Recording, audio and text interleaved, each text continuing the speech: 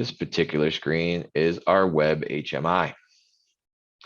All right, so this is our FS device we were using earlier today, a friend of mine.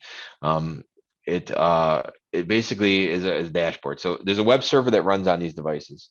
What this does is allow you to go into any browser and type in the IP address of that and get you into this. So this is like a free HMI, if you will. Right, so there's some different pages on here, a bunch of different functionality you could do, a lot of cool stuff to play around with. The default setting here, it takes you to this dashboard page. It tells you how many fails you've had, how many passes you've had. It'll tell you the status of the GPIO if it's connected, tell you the status of the front indicator, right? So in front of every one of these devices, there's these little tiny LEDs and they tell you like things are happening, right? Well, when that's 6 feet in the air inside a robot cage, you can't tell what's going on. So we mimic those and bring those in here so you can see what's happening, right? If you have one Ethernet port or two Ethernet ports, which ones are connected, and what kind of lighting conditions are you having? Are there focus problems? Any kind of auto tune thing going on? All that sort of stuff here is indicated with these icons here.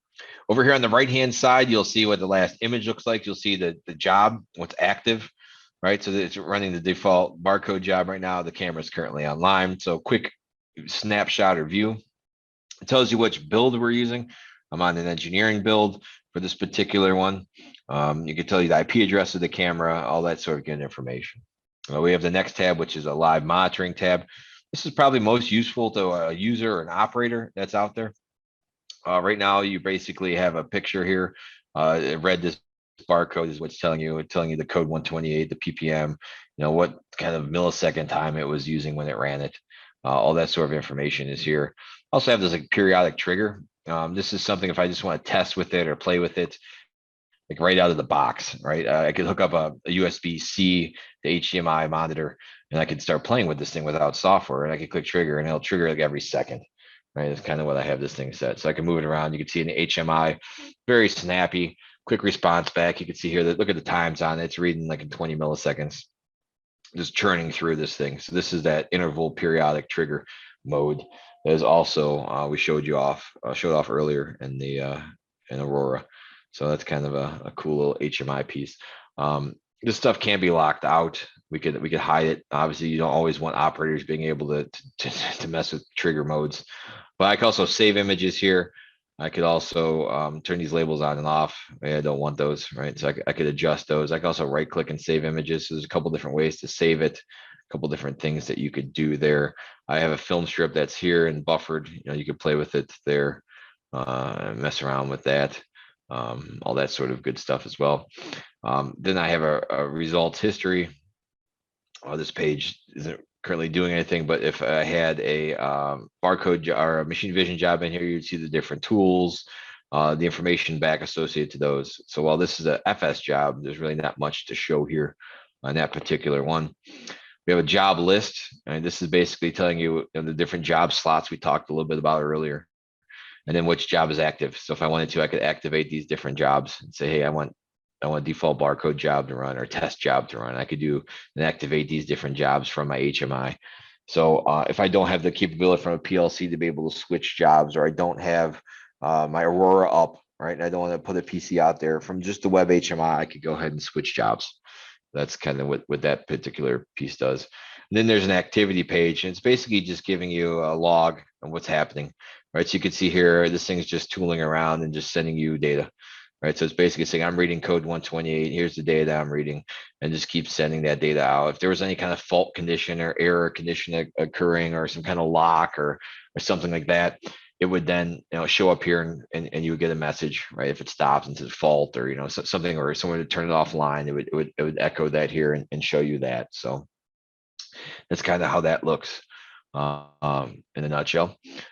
We also have some advanced settings features, right? So if I click on that, this little wheel up here, it says admin access is required. So we do have the capability to lock this down. I'll go ahead and secretly type in my password.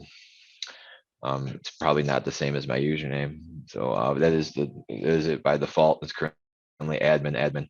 This allows me to log in, and then it warns me that this was found in data breaches. So very nice. Thank you, Firefox. But I'm gonna go ahead and click on settings now. This is where you could do a lot of different things. I could factory reset the unit. I could reboot the device. Maybe I don't want to cycle power because it's in a cabinet and I don't want arc flash gear everywhere. I could just simply click on the reboot here. Reboot the camera. I could sync it to a GMT, or a data server or a time server.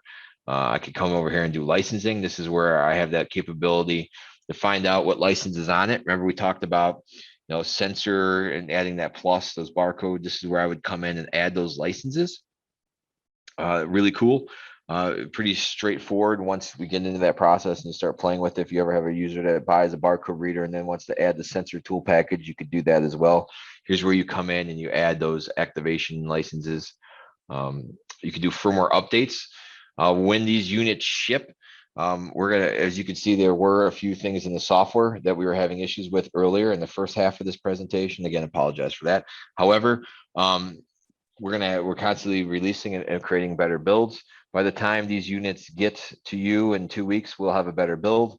The first thing you should do is upgrade the firmware on the devices. All right, so that's going to be just like your cell phone when you buy it. The first thing they do is say, hey, update to the latest for the best experience. Recommend you do the same thing. That way, you're going to have the latest builds with all that image perfect stuff I showed, with all the golden image, all those cool features you saw today will be in that latest build and ready for you on the 28th and ready to go. So this is how you do that. It's a pretty straightforward. You basically go out, choose the file that you want to upload.